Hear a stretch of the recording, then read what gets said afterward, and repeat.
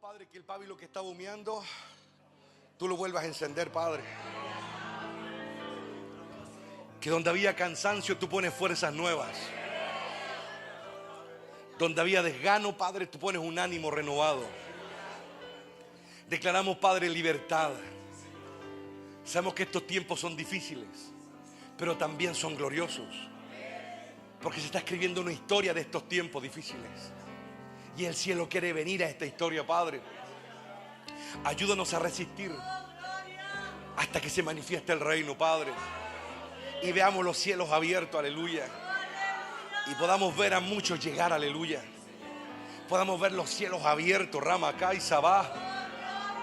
Y cadenas sean rotas, Padre. Yugos sean pudriéndose. Aleluya. Oh, glorioso hermano. Gracias, Padre, por tu fidelidad. Gracias por sostenernos, Padre.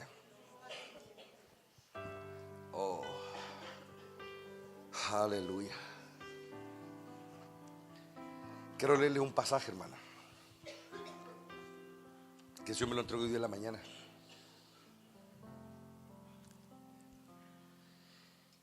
Dice así: que humíllense delante de Dios, dice. Resistan al diablo y él huirá de ustedes.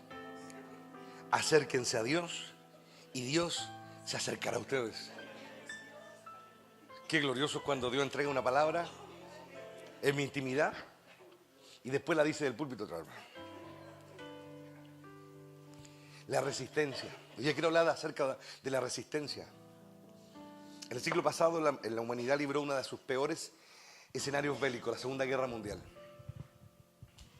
Con un enemigo, los aliados, ¿no es cierto?, bien preparados, bien organizados, decididos a todo.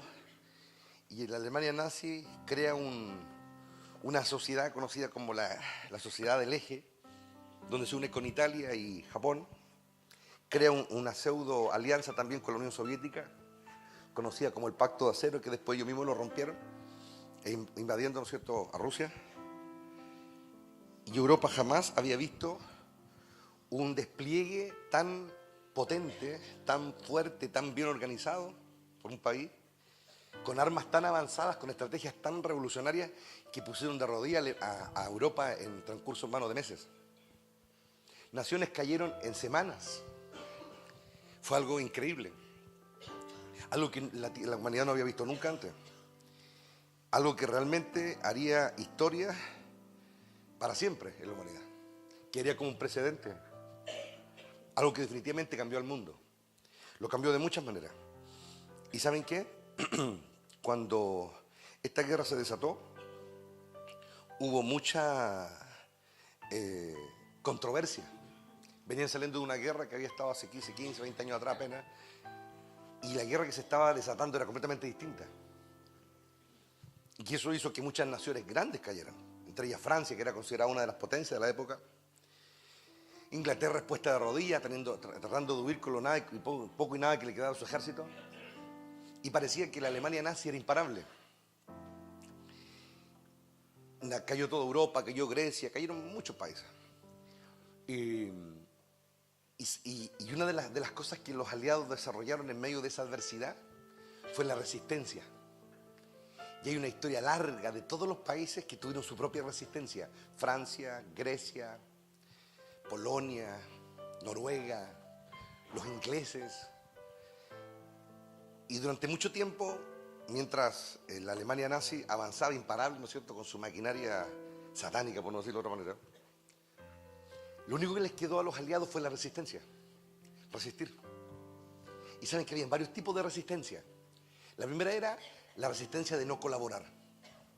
Porque cuando ya un país es tomado, ¿no es cierto?, militarmente hablando, el miedo, ¿no es cierto?, la derrota del país, ¿no es cierto?, que está siendo tomado, ¿no es cierto?, influye nefastamente a nivel psicológico en los pobladores o los ciudadanos de una nación X que está tomada, ¿no es cierto?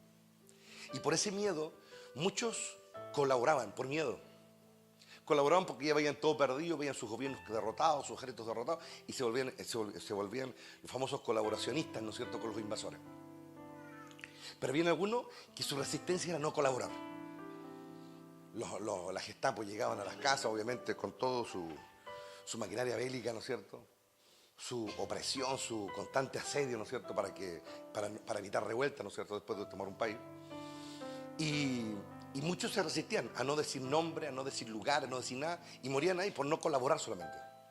Había otro tipo de resistencia, que era la resistencia propagandística. ¿Y cuál era esa? Esa que, a pesar de que países como Francia, por ejemplo, que fueron las grandes bastiones que cayó, fueron tomados, la resistencia que había una resistencia en Francia que propagandeaba que el país lo iban a retomar. Y comenzaban a panfletear, a tirar por las noches, que rayaban en las paredes, y se creaba una especie de psicosis, ¿me entiendes?, hacia el invasor. Y estaba la otra resistencia, que era la armada.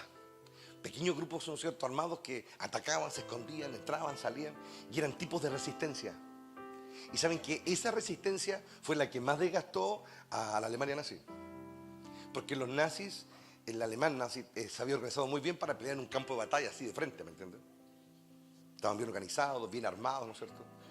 Pero cuando comenzó esta resistencia en las sombras, ¿no es cierto?, comenzaron a cansarse. Comenzaron a desgastarse. Y en el fondo, los participantes de esta resistencia no habían descubierto el fuego. En realidad eso es algo muy antiguo. Cuando grandes naciones invaden una pequeña, la mejor manera de gastar al invasor o de gastar al invasor es con la guerra de guerrillas. Pues entrar, salir, entrar, salir, entrar, salir, hasta cansarlo. Eso fue lo que pasó en Corea, por ejemplo. Eso fue lo que pasó en varias partes donde grandes naciones, ¿no es cierto?, como Estados Unidos, por ejemplo, con el Vietcong, teniendo mejor ejército, mejor aviación, mejores de todo, no pudieron ganar. ¿Y por qué no pudieron ganar? Porque aplicaron una estrategia que Sun Tzu, en su libro El arte de la guerra, denomina ataca al enemigo donde no está.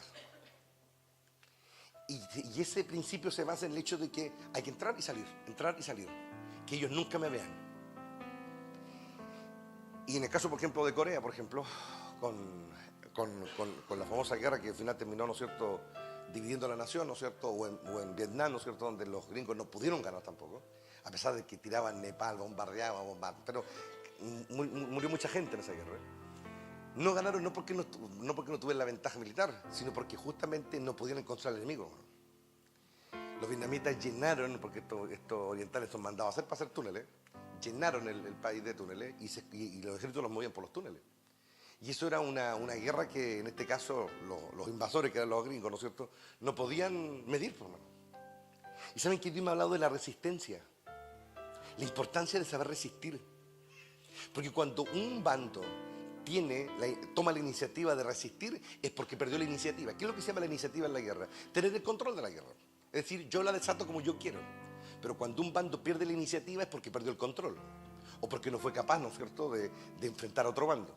Entonces el bando, en este caso ganador, el que tiene la iniciativa. Él decide dónde luchar, él decide dónde atacar, ¿no es cierto? Y el que se dedica a resistir es porque ya no pudo tomar la iniciativa, porque perdió el control, porque perdió la fuerza, porque perdió los recursos, porque es más débil, por un montón de factores. Entonces, cuando entramos a la batalla o a la guerra de resistencia, es porque ya perdimos la iniciativa, no porque no queramos pelear o no porque no tengamos ganas, sino porque lisa y llanamente las condiciones no nos dan el derecho de escoger, sino que simplemente acomodarnos a la realidad que estamos viviendo, ¿me entiendes?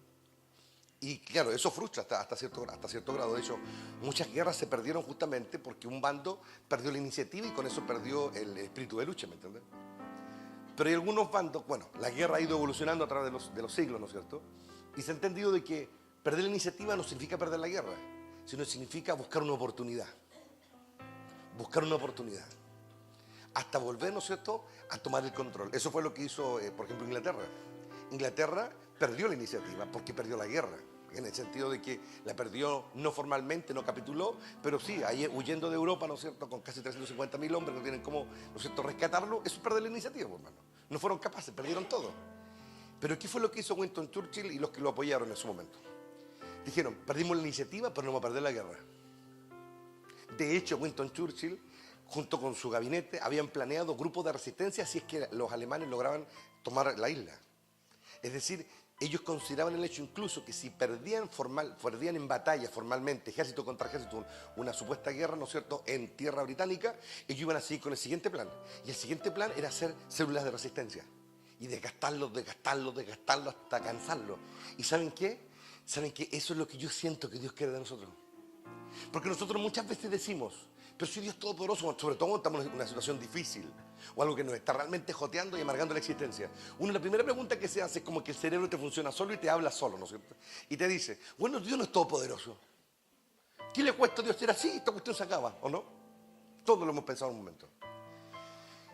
Y nosotros, bueno, ahí entendemos que Dios lo que hace lo hace por una razón y aceptamos su voluntad. Pero no porque aceptemos su voluntad nos sentimos bien, ¿o no? Obvio. No porque aceptamos su voluntad nos sentimos bien. Y yo siempre le he dicho a Dios, yo necesito entender tu voluntad. Aunque sea dura, aunque sea difícil, pero necesito entenderle. Cuando hablo de entender, no estoy hablando de que me lo dibujen y yo pueda hacer no sé, un diagrama de flujo y decir, ya, esto es así, así, por ahí. No, no es por eso. Ese no es el entendimiento que me da paz. Porque eso es teoría. Y nosotros podemos tener la teoría súper clara, pero igual seguimos amargados. Pero para Dios entender no es cuando yo lo entiendo, es cuando yo siento que es lo mejor. Es cuando yo veo una oportunidad en la adversidad. Es cuando yo realmente lo veo, lo siento. Lo estoy viviendo, ¿me entienden? Y lo tengo en la sangre para que me entiendan. No es una cuestión que digo, bueno, no, porque hay muchas veces una actitud mental, psicológica, que no es más que conformismo. Bueno, ya, resignación. La resignación, hermano, es nefasta. Porque la resignación te quita la fuerza. La resignación te deja como una cambucha sin cola, para donde va el viento te va, ¿no es cierto? Eso es. No quise decir otra cosa porque estoy en un lugar santo. Pero la resignación es terrible, porque la resignación te desvincula. Bueno, ya, será así, nomás, ¿qué le vamos a hacer? La resignación nace de la falta de entendimiento. Nace de la falta de comprensión. Como no entiendo mi proceso y ya no tengo con quién alegar, y en este caso a veces con Dios directamente, bueno, ya me frustro y como que caigo en un cierto aire de desconcierto, ¿me entiendes? Como que ya, bueno, dejo que pasen los días nomás, y como que me acostumbro a ese desconcierto. Y eso es nefasto. Es nefasto. ¿Y sabe cómo se descubre esto? Viviendo en la resistencia.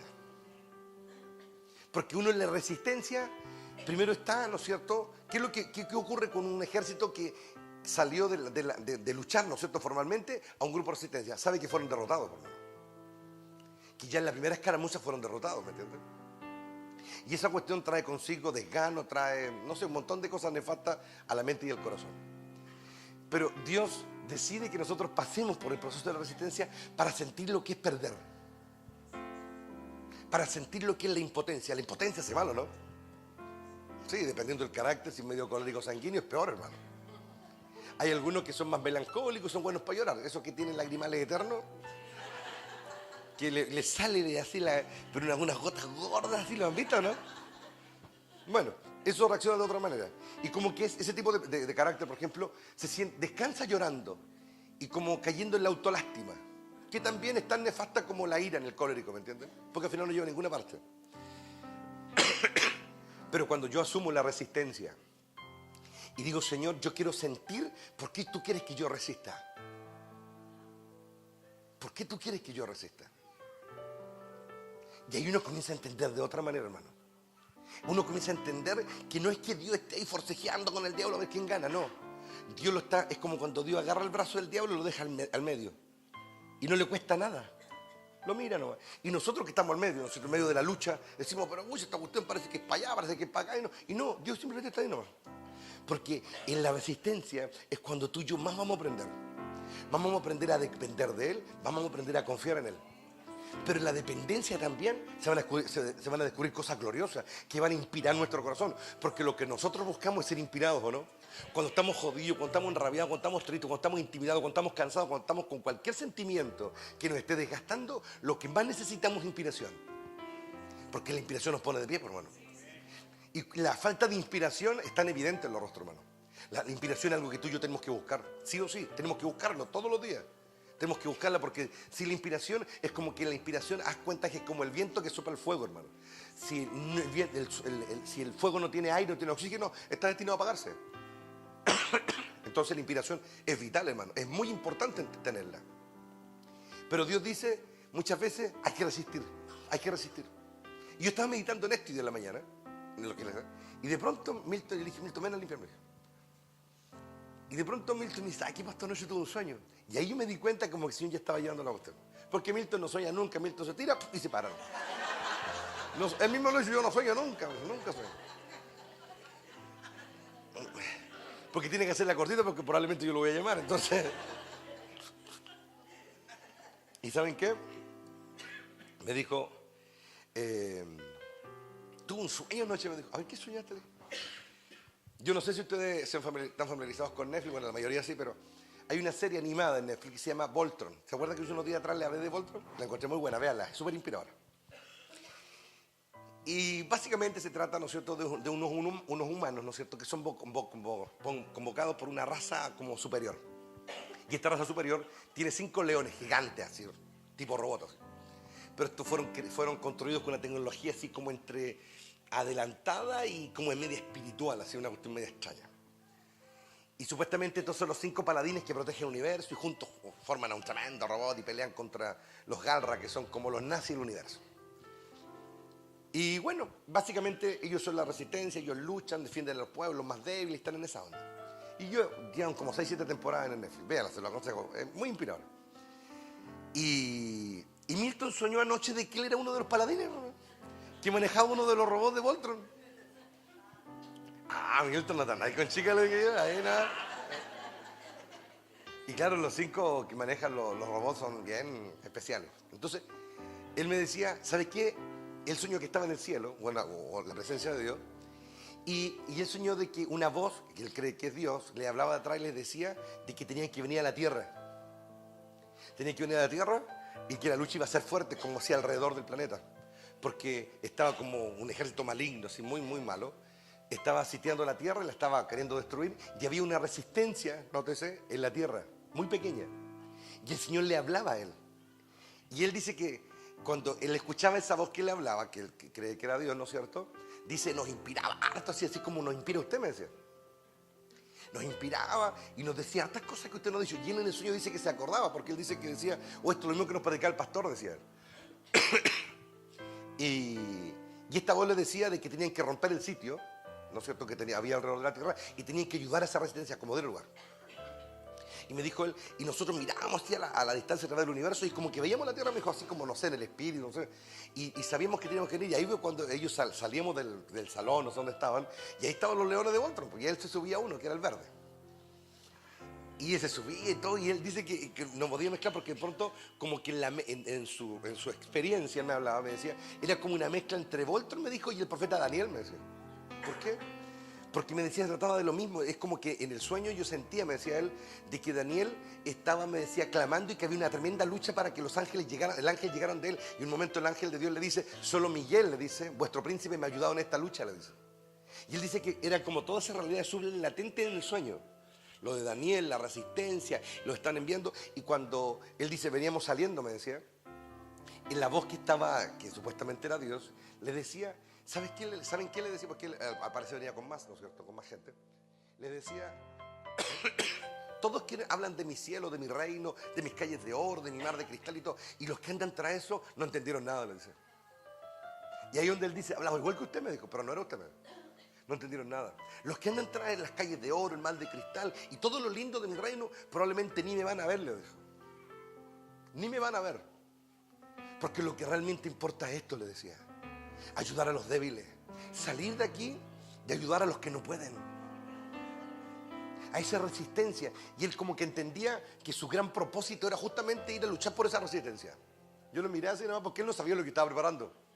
Es como que Dios todo lo orquestó para que yo le hablara de esto hoy día. Qué importante es la vida, la resistencia. Qué importante es la vida. Dios nos enseña mucho resistiendo, hermano. Nos enseña mucho. Nos enseña a esperar, nos enseña a depender de Él. Nos enseña a no hacerlo con nuestra fuerza. Nos enseña a morir. En la resistencia hay que morir. Porque no podía hacer nada. Las cosas están fuera de tu control. Estás en una lucha que no estás dominando, pero que sí estás resistiendo. Y Dios, la resistencia es donde nos transforma.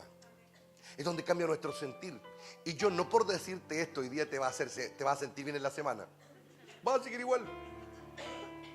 Pero te voy a dar herramientas para que podamos entender por qué Dios nos tiene así, hermano. ¿Saben que en un momento yo bajé con todo este sentir y estaba David ministrándolo? Y en un momento fue como tan glorioso, hermano. Fue como que yo lo sentí fuerte, porque a mí me gusta mucho de parte de Dios cuando me hace sentir las cosas. Y yo sentí que había un lugar, una batalla, una guerra, y había un grupo tratando de entrar, pero era como que disparaban postones nomás. Era eso nomás, como que no hacían ninguna mella a ese sitio. Y de pronto llegamos nosotros, hermano. Y saben que yo no sé, es como esta cosa del espíritu cuando Dios usa todos los recursos mentales que uno tiene. Y si hay una cuestión que a mí me encanta son los Panzer alemanes, hermano. Yo amo esos tanques, de verdad que los amo. Son pero perfectos, así perfectos, máquinas de destrucción, así son imparables, motores perfectos, calibrados al más. Eran maravillosas esas máquinas. Y saben que yo veo un Panzer así, yo me deleito viendo un Panzer. Yo sé si al Fito capaz que le pasa lo mismo. Yo vi un Panzer así, pero perfecto, se veían tan imparables. Y saben que en un momento yo vi cómo veníamos en Panzer, hermano. Porque Dios usa todos esos recursos, ¿no es cierto? Y ¿saben qué? De pronto ese cañonazo así, pero era más que un tema bélico, ¿me entienden? Es un tema de fuerza, ser fuerte para salvar. Pero no a cualquiera, y aquí quiero poner el énfasis, no a cualquiera, al que está resistiendo. Salvar al que está resistiendo, hermano. No a cualquiera, porque hay pelagatos que no se merecen nada, hermano. Pero hay otros que sí, unos que sí, con lo poco y nada, están resistiendo. Y ¿saben qué? Yo veía cómo ese primer grupo había tratado y no le hicieron ni mella al sitio de ese lugar. Pero cuando entramos nosotros, ¿saben qué? Yo podía sentir los pencazos, hermano. ¡Pah! Y como que todos estos enemigos de este grupo X, cuando sintieron nuestra llegada, fue tan glorioso. Son bolones que me mando yo y el Señor, ¿me entiendes? Porque así Dios me habla a mí para que yo entienda los conceptos. Porque es lo que quiere que yo entienda los conceptos para que después se los transfiera. ¿Y saben qué entendí? Hay un momento en que somos salvados y hay un momento en que salvamos. Dios nos pone allá y nos pone acá. De eternidad en eternidad nos va cambiando el juego. Porque esto, hermano, es como cuando tú estás haciendo un asado, ¿me entendí? Y para que te quede bueno, tenés que ponerle calor por todos lados, ¿no es cierto? Esto es exactamente lo mismo. Para que un corazón quede bien, para que un corazón quede completo, para que un corazón quede como tiene que ser y pueda estar enfrente delante de Dios algún día, tiene que pasar de ser salvador a salvado. Y después de salvado a salvador otra vez. Estar de los que van a ayudar y después estar en el grupo de los que necesitan ayuda. Es como que toda la experiencia, hola, está aquí, hermano. Es como que toda esa experiencia va forjando tu carácter, va forjando tu corazón, va forjando tus pensamientos, va forjando tu cosmovisión de la vida, va realmente encauzándote como tiene que ser. ¿Y saben qué? Fue tan glorioso, hermano. Porque después el Señor me habla, me muestra todo eso y yo quedo como súper eufórico así. Y después el Señor me dice, tú y tu pueblo han salvado a muchos, me dijo, a muchos. Y siempre volvían con la victoria, me decía. Y por eso hablas como hablas, me decía. Porque tú tenías que inspirar a los tuyos para que entraran, me decía. Pero ¿sabes qué? Yo decidí algo distinto ahora, me dijo. Ahora, todos los que fueron salvados lo están mirando. Y ustedes los que salvaron son los que están resistiendo ahora. Y ellos lo ven. Y ahora como que Dios dio vuelta a la historia, hermano. Y ahora me pone de afuera. Y es como que así Dios va completando su voluntad en su pueblo. Va completando su deseo en nosotros, hermano. Y ahora tienen que resistir dignamente, me decía. Así como un día ustedes fueron los que llegaron gritando para salvar. Fue un día en que los vieron cuando los vieron llegar. Fue tan glorioso. Y sabes que en ese momento Dios me está hablando eso y de pronto el Espíritu usa otra imagen para complementar el momento. Y en las dos torres, hermano, al final. No había ni pensado. Cuando al final ya los orcos tienen tomada casi la fortaleza de Hel, ¿no es cierto? Y en un momento ya están, pero millares de orcos. Y aparece al quinto día, ¿no es cierto? Gandalf con todos los Rohirrim, la caballería, ¿no es cierto? De Rohan. Y cuando entran, ¿qué es lo que ellos ven? Ven a un grupo resistiendo. No los ven derrotados, no los ven entregándose, no los ven lloriqueando, no los ven quejándose, sino que ven al rey y un grupito así al lado de él, pero rodeado. Y esa imagen, me dijo, esa imagen sana, me decía. Esa imagen sanó todo lo que había pasado antes, me decía. Porque el líder de los Rohirrim se había ido decepcionado, se había ido para no volver nunca más. Y probablemente Gandalf lo había convencido y había vuelto. Pero cuando él vio a su rey así, cuando lo vio así, porque la última imagen que él tenía de ese rey es cuando estaba todo embichado, todo dominado por las tinieblas, pero después cuando lo volvió a ver, lo vio como el rey que siempre quiso tener. Lo vio como el rey al que él quería seguir. Oh, qué glorioso, hermano. Lo vio, fue como que la imagen lo sanó. La imagen lo restauró. Y ahí Gandalf habla como ese espíritu que está por todas partes siempre, hermano. Y le dice, el rey está solo, le dice. Y él grita y le salió ese de adentro, el rey no está solo, le dijo. Y qué glorioso, ese es el fruto de la resistencia, hermano. Ese es el fruto de la resistencia. Dios así levanta reyes, así levantó a su hijo cuando estaba solo en esa cruz. Unas pocas mujeres y un discípulo estaba solo resistiendo en esa montaña, solo ahí, solo arriba. Y que el cielo entero lo vio, lo vieron los ángeles, lo vieron el reino entero y lo miraban, lo vimos en ese lugar. Y es como que nuestro corazón ardía. Y es como que Dios nos decía, todavía no. Pero cuando Dios espera, es como que Dios despierta algo en nosotros, hermano.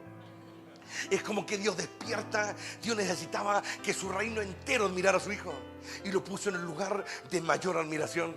Lo puso en el lugar donde todos se inclinarían ante él. Lo puso en un lugar, oh, qué glorioso, hermano. Es glorioso verlo, pero a veces es terrible vivirlo. A veces es muy duro vivirlo. Es muy duro porque en la soledad, en el desgano, en la debilidad, en el dolor, en el sufrimiento, es muy difícil ver esto, hermano. Es muy difícil.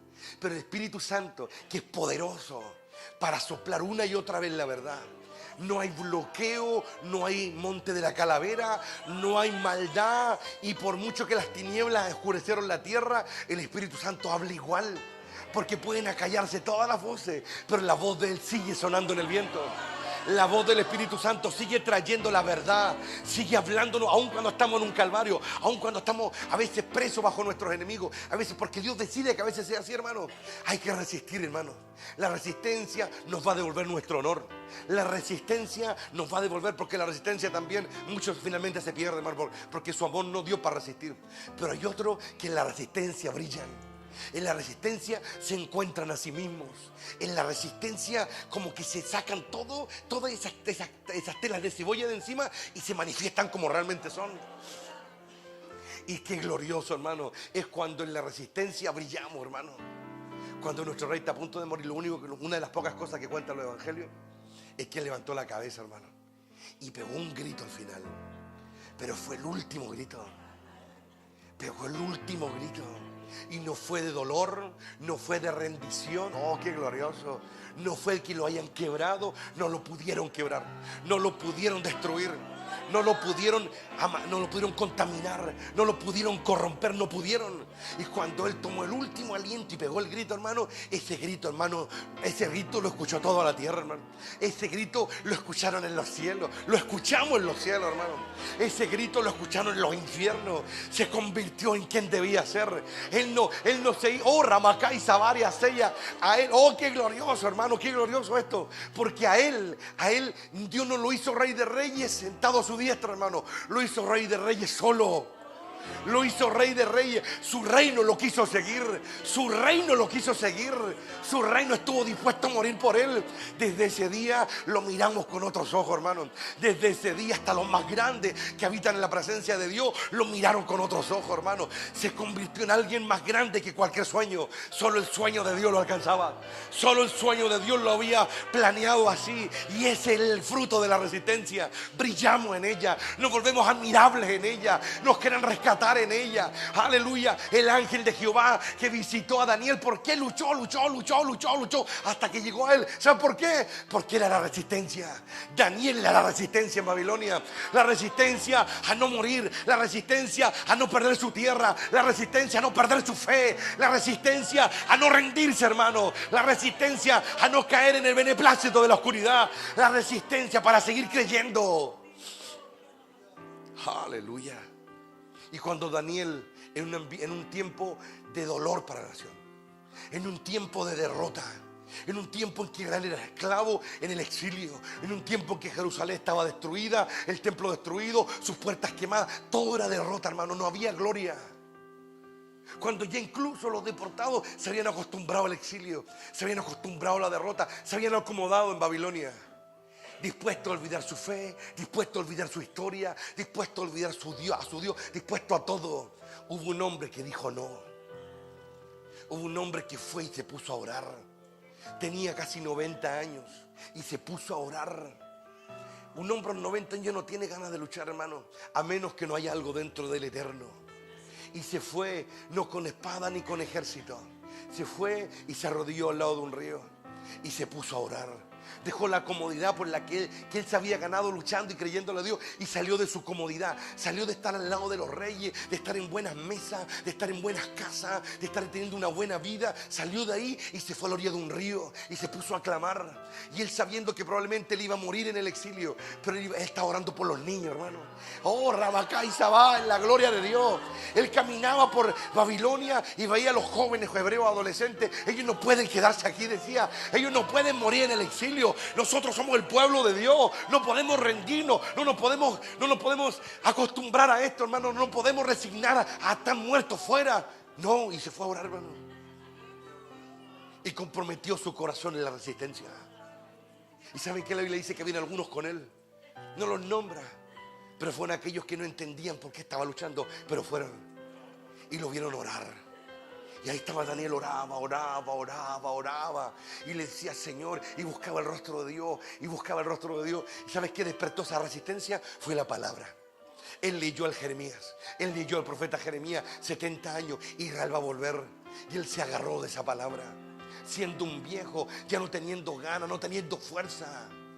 ¿Sabes? Cuando yo a veces veo a los viejos, hermano, la gran mayoría, cómo se entregan, hermano, a la debilidad, al cansancio. Y probablemente van a decir, pastor, que usted es joven, tiene 40 y tanto, está en la flor de la juventud. Sí, puede ser. Pero cuando yo tenga 70 voy a decir lo mismo. Porque cuando yo tenía 20, no cambié mi discurso ahora. Porque yo creo que tengo la responsabilidad. Mi mayor alabanza es estar vivo, es estar con fuerza. Aunque arrastre las patas, aunque el cuerpo no me acompañe, pero mi corazón no se va a envejecer. Porque todo se puede desgastar en ti, lo externo, todo. Pero si tu corazón envejece, tienes un problema, hermano. Tu corazón no puede envejecer, no puede. Lo de fuera se desgasta, dice Pablo, pero el interior, eso eterno, eso que está aquí en este móvil, ¿no es cierto?, de carne y hueso, eso eterno, no puede desgastarse. Pero si yo me conformo, se va a desgastar. ¿Sabes que yo he visto jóvenes desgastados, hermano?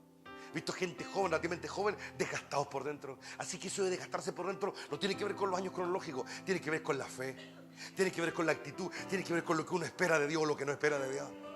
Y Daniel se puso a orar y se puso a clamar.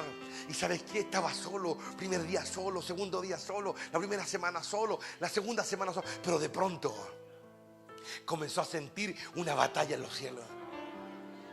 Y la batalla seguía y seguía y seguía. Y él seguía orando, seguía resistiendo. Hasta que de pronto logró pasar el primero. Oh, en la gloria de Dios. Todos los potestades, los principados de Pérez y Grecia estaban todos ahí reunidos para frenar la ayuda. Pero el hombre siguió ayudando, siguió orando, siguió resistiendo. Hasta que llegó frente a él. Y cuando llegó, los que estaban con él les dio miedo, salieron arrancando. Pero él se quedó ahí, hermano. ¿Y qué fue lo que le dijo ese ser sin nombre? ¿Sabes qué, Daniel? Desde el primer día, cuando parecía todo vacío, cuando parecía que estabas orando al viento, cuando parecía que no había norte, desde el primer día fuiste oído, le dijo. Fuiste oído. ¿Y sabes qué? Te voy a decir algo. Hubo algo que me impulsó a venir. El amor que siente Dios por ti.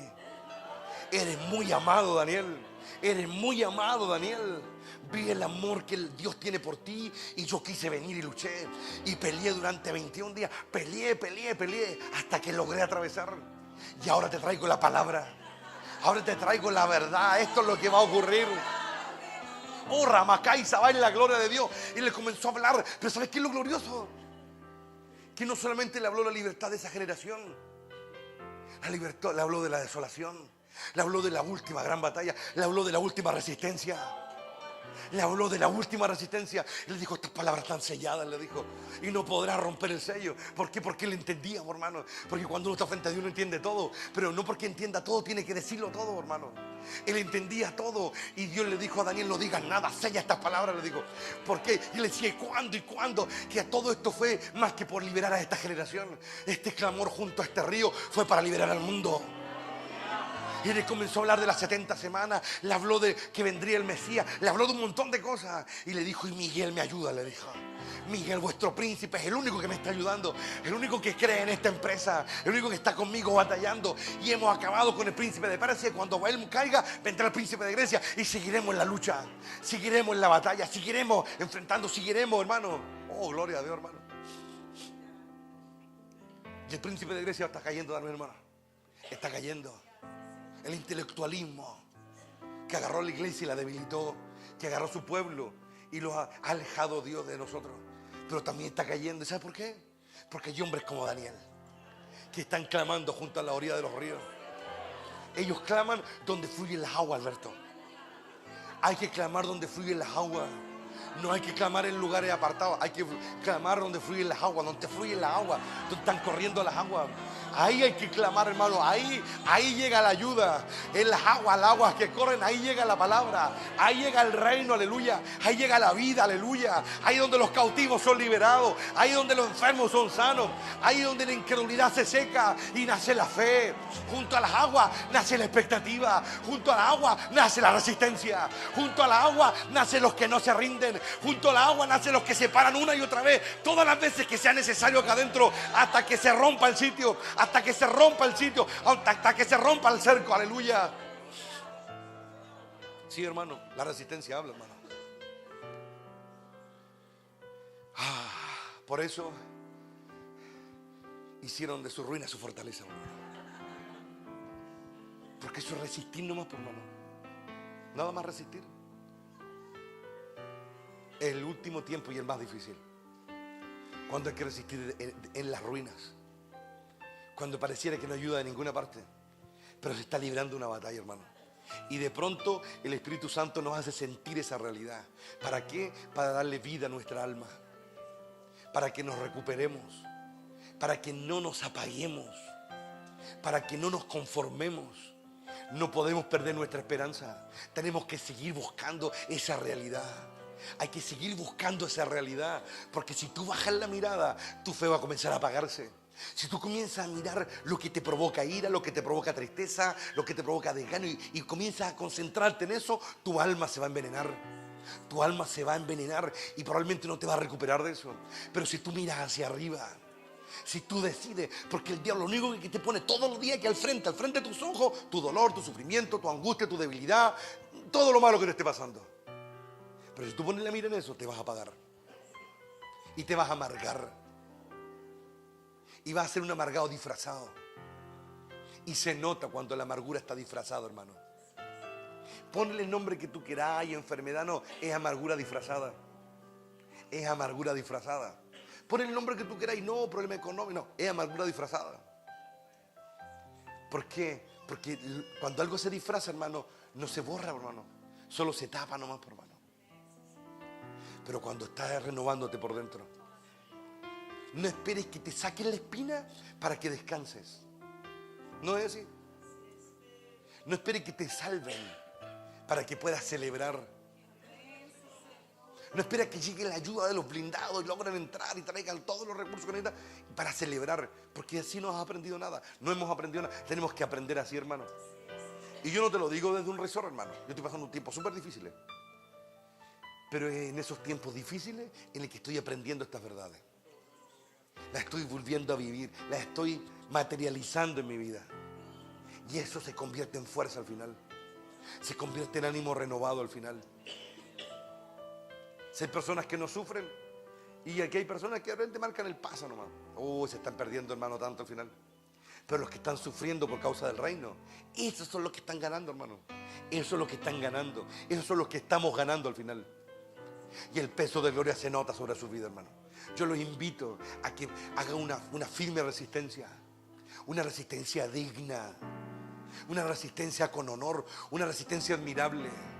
Porque tú y yo no seguiríamos a Cristo si lo hubiésemos visto en esa cruz quejándose, en esa cruz amargado. No lo hubiésemos seguido. Hubiese sido un sacrificio en vano.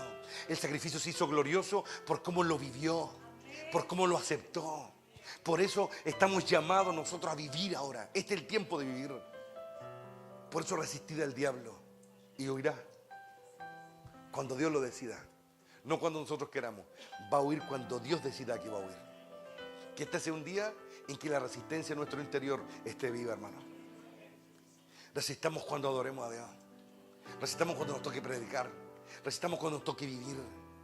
Y cuando vayamos por ese valle de sombra y muerte, no busquemos ahí el pretexto para alimentar nuestra amargura o nuestra rabia o nuestra lo que sea, sino que encontremos ahí un pretexto para brillar. ¿Puedes ver en la oscuridad? Esa es la pregunta. ¿O necesitas un sol radiante y foco por todos lados para ver la verdad? ¿La puedes ver en la oscuridad o no? ¿Puedes ver la verdad en la oscuridad? ¿La puedes sentir o no? Porque si necesitas un día soleado a la orilla de una playa, estilo Cancún, no entendiste. La verdad se encuentra en la noche más oscura también. En el día más difícil yo puedo percibir de la verdad. Y puede ser que algún día llegue aquí a la rastra. Y puede ser también, hermano, que alguna de las batallas que esté lidiando alguna casa, una lecera, una lecera, no. Pero bueno, es su lecera, por hermano. Es el nivel que hay ese individuo ahí que lo tiene jodido. Y probablemente hay otros que tienen grandes batallas realmente. Batallas dignas. No importa que sea una lecera de batalla, lo importante es que estés luchando bien. Lo importante es que estés ganando.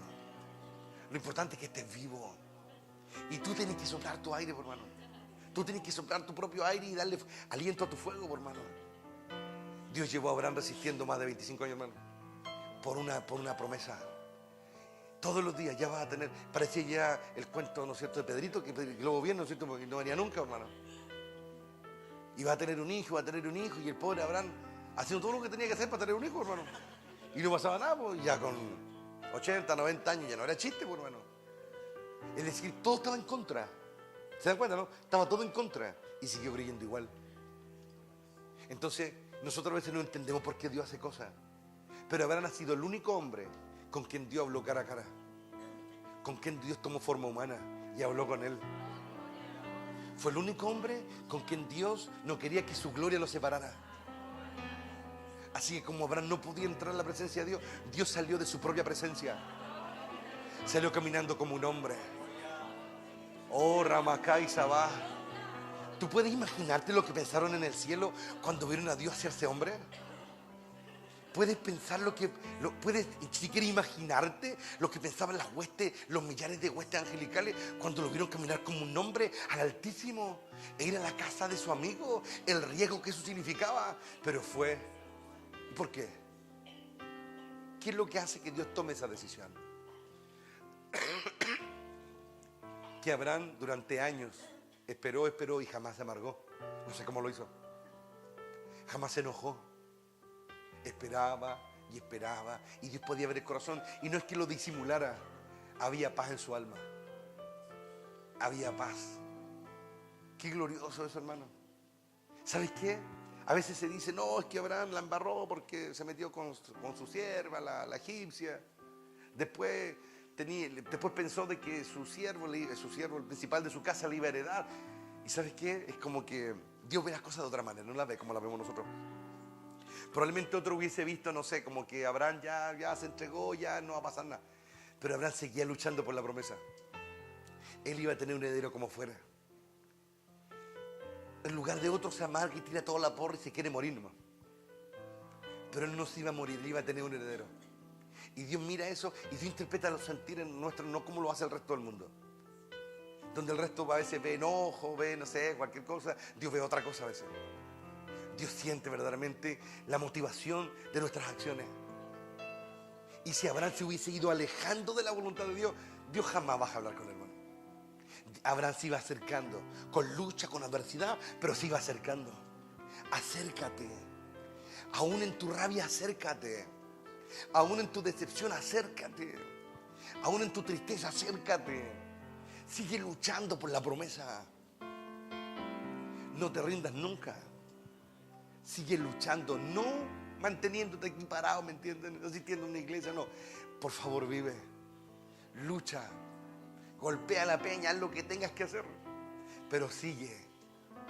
Eso hace que Dios descienda. Yo quiero ver a Dios, hermano, de verdad. Y a veces es como mi gran frustración. Es mi gran frustración. Digo yo, oh, Señor, pero no importa ya. Viene otro día. Y yo sé que tarde o temprano Él va a aparecer. Y quiero estar listo porque va a ser un momento cósmico. Va a ser un momento universal. Y el mundo se va a convulsionar. Pero los que hayan sido tratados van a tener tanta paz en ese día. Van a estar esperando a Dios, hermano. Los que no quisieron prepararse, los que andaban marcando el paso nomás, y porque la masa iba para allá, caminaban. Uy, no sé qué les espera. Pero aquellos que realmente pagaron un precio, van a ver la gloria de Dios. Y todo el desgaste que tuvieron se va a renovar. Porque buscando a Dios uno se seca, hermano. ¿Sabías todo eso, no? Buscando a Dios uno se seca. Por eso es que Él hace reverdecer. Él hace reverdecer. Buscando a Dios se muere. Buscando a Dios uno se apaga. Pero después Él hace reverdecer. Y fue la vara que reverdeció la que Él escogió. Oh, le está aquí, hermano. Fue la vara que reverdeció. Él nos dijo, tráigame una rama de almendro que esté aquí. No, que la quiero seca aquí. Y seca la voy a escoger. Y la pusieron delante de Dios y Dios la escogió. Y Dios le dio vida sin que estuviera unida a un tronco. Le dio vida. La hizo dar fruto. La hizo dar flores. La hizo dar hojas. La hizo dar fruto. Y todo el mundo reconoció que había una elección. A Dios hay que secarse para encontrarlo. Y si no superas la rabia de eso, vas a tener un problema siempre. Hay que secarse. Si no superas la frustración de esa verdad, no va a avanzar mucho. Supéralo. Pero no porque yo te lo digo yo. Supéralo porque hay una fuerza que sopla y te va a dar la fuerza que necesitas. Es por eso tan importante el Espíritu. Porque Dios está en lo alto. Hay un mediador, pero tú y yo no nos podemos quedar solos acá abajo. No podemos. Porque no podríamos vivir. No podríamos soportar las leyes de Dios. Por eso Él sopla. Y cuando ya las leyes de Dios nos están fundiendo, Él vuelve a infundir vida. Y no porque Dios sea duro, lo que pasa es que Dios está pidiendo lo que tiene que pedir. Lo que pasa es que somos tú y yo los débiles que no aguantamos, hermano. Nuestra maldad no nos deja. Que el Espíritu viene y nos da vida otra vez y nos vivifica otra vez. ¿Sabes cuál es mi consejo? No dependas tanto de eso. Aprende a despertar, aprende a hacer tu propio fuego. Hay muchas maneras que puedas recibir ayuda. Que alguien te venga a hacer el fuego o que alguien te venga a avivar el fuego. Que el Espíritu no te haga el fuego. Porque se nota tanto cuando te hacen el fuego. ¿Sabes por qué se nota, hermano? ¿Y tú sabes por qué se nota? Se nota porque no sale de ti, no sale de tu fuerza. Se nota. Yo con todo el cariño y respeto que me merece mucho acá. Yo a veces cuando a algunos que son más sensibles el Espíritu los toca, yo los miro nomás. Y yo sé que es Dios. Pero ¿sabes qué? Se nota tanto cuando Dios los agarra y se nota tanto cuando son ellos. ¿Y saben qué, hermanos? Aprendan lo que hoy les digo. Hay vergüenza en eso. Hay vergüenza en que yo brille cuando me agarran y me mueven. Hay vergüenza en eso. Para un niño partir, sí, contando sus primeros pasos, es necesario que tenga alguien que lo guíe, lo lleve la manito, porque si no se cae. Pero ¿sabes tú lo que pasa cuando una zona crece y por alguna razón, no sé, de salud, depende toda la vida de que lo lleven? Es digno de lástima. ¿Es digno de qué? De pena por el resto. Miren, este pobre desgraciado lo tienen que llevar porque si no, no puede andar. El Espíritu Santo ya no quiere estar para tomarte la mano y guiarte. Él quiere estar para tratarte como un hijo mayor, como alguien que ha crecido, como alguien que sabe avivar su propio fuego, que ya su fuego está en su alma se volvió espíritu. Oh, él está aquí. Eso lo escuché recién. Es cuando su alma se vuelve espíritu. Es cuando se transforma. Y el Espíritu viene, siempre va a estar. Él jamás nos va a dejar, pero va a estar de otra manera. No como un niño llevándolo de la mano. No que sea tan notorio cuando Dios mueve a alguien y cuando lo suelta. ¿Sabes qué? Yo no necesito eso. Y es más, el que es mayor que yo jamás necesitó eso. Nunca, nunca. El gran rey nunca lo vivió eso. ¿Y saben por qué? Porque él estaba lleno. Qué glorioso eso, hermano. Y no es que yo esté desestimando eso, no estoy diciendo eso. Pero hay cosas mejores. Y depende de ti y de mí tomarlas o dejarlas. Depende de ti y de mí. Yo debo partir primero. Que el Espíritu Santo venga a hacer fiesta porque ya iniciaste tu propio fuego. Inicia tu propio fuego. Inícialo en esos días de desgano, en esos días de cansancio. Cuando Dios aumenta el peso, él está aquí, hermano, es porque quiere sacarte más músculo. O eres endomorfo, que jamás sacáis musculatura. Dios quiere que tú saques músculo. Te aumenta el peso. Él está aquí, sí. Aumenta el peso de adversidades y le pone otro disco a la barra. Y le pone otro disco y dice, sácala. Y te pone otro disco, sácala. Y tú dices, Señor, pero ¿por qué? ¿Por qué? ¿Por qué es más difícil? ¿Por qué esto? ¿Por qué? Porque quiero sacarte músculo. Porque mira tu bracito, da pena, no podía andar con musculosa, mírate. Das pena. Y mis hijos no dan pena. ¿Me entienden? Estoy hablando en términos espirituales, obviamente. Mis hijos no dan pena, mis hijos tienen que ser fuertes como yo soy fuerte. Fuertes en su corazón, fuertes en su mente, son fuertes en sus decisiones, son fuertes. Así que aguántatela y saca el peso, sácalo. Y ahí nos quedamos atrapados. Y es cuando necesitamos ayuda, hermano. Y cuando nos quedamos atrapados bajo los fierros es cuando viene el Espíritu. Que venga no moverte, que venga a ayudarte un poquito nomás. Porque la mejor manera de sacar músculo es que te ayuden lo justo y necesario. No que te tomen tu peso, sino que lo justo y necesario. A veces un dedo que uno pone, alguien le pone por debajo al otro, y ese poquito es la única fuerza que das para sacar la cuestión. No necesitamos que él agarre nuestro peso. Oh, él está aquí. No necesitamos que él agarre las pesas y él empiece, porque él ya las levantó todas. Cuando él entra al gimnasio, todos lo ven, todos lo admiran. Él lo logró todo ya. Somos tú y yo los que tenemos que cambiar. Somos tú y yo los que tenemos que ser endomorfos, ¿me entiendes? Sacar músculo. Somos tú y yo los que tenemos que sacar fuerza. Acá en el corazón. Él está aquí, hermano. Eso es resistencia, hermano. Hay una belleza en la resistencia. Que Dios nos ayude. Que este sea un buen día. Un día de cambiar, hermano. Un día de anhelarlo. Y los cambios se generan por un momento de gracia, hermano. Es cuando Dios ve, cuando Dios quiere tomar la decisión de ayudarte. Cuando Dios decide, Él abrir la chequera y pagar la deuda. Cuando lo quiere hacer Él. Cuando de pronto te agarra y te tira para arriba porque vio algo que nadie vio. Pero Él lo vio. Y quiso invertir en ti. Así que proponte que Él quiere invertir en ti. Ese es mi consejo en esta mañana. Amén. Que los endomorfos tomen los brazos de alguien por ahí. Nadie quería tomar. Eterno Padre, en esta hora bendecimos tu nombre. Te damos gracias, Padre, porque tú eres fiel y misericordioso, porque tu palabra permanece. Te rogamos, Señor, que en esta hora tu verdad, Señor, cale profundo en nuestro interior. Ayúdanos, Señor, a vaciar toda amargura, toda tristeza, toda ira, todo cansancio, todo desgano. Ayúdanos a vaciarlo, Rey de Gloria, para que esos espacios vacíos se llenen con tu presencia. Que seamos llenos de tu presencia. Reconocemos nuestro cansancio, reconocemos nuestra debilidad, reconocemos muchas cosas que probablemente no están bien en nosotros. Pero, Señor, sabemos que tú eres fiel para sostener lo que comenzaste.